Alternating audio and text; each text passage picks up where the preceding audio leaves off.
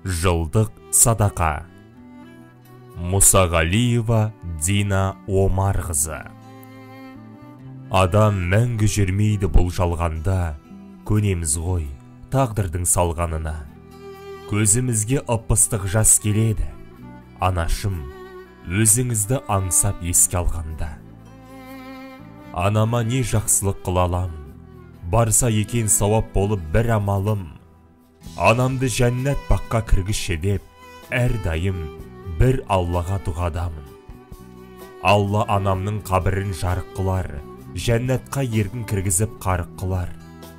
Қол жайып дұға қылар ұрпақ барда, артынан сансыз сауап барып тұрар.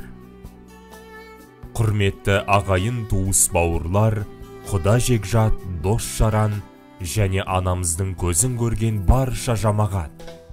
Сіздерді 23 желтоқсан 2023 жылы өтетін асыл жар, аяулы ана, сүйікті әже Омарқызы Динаның рухына бағышталған бір жылдық садақасы болатынын хабарлаймыз. Мекен жайымыз Ақтау қаласы, 26 шағын ауданы, 32 үй, 59 пәтер. Еске алушы жұбайы және балалары.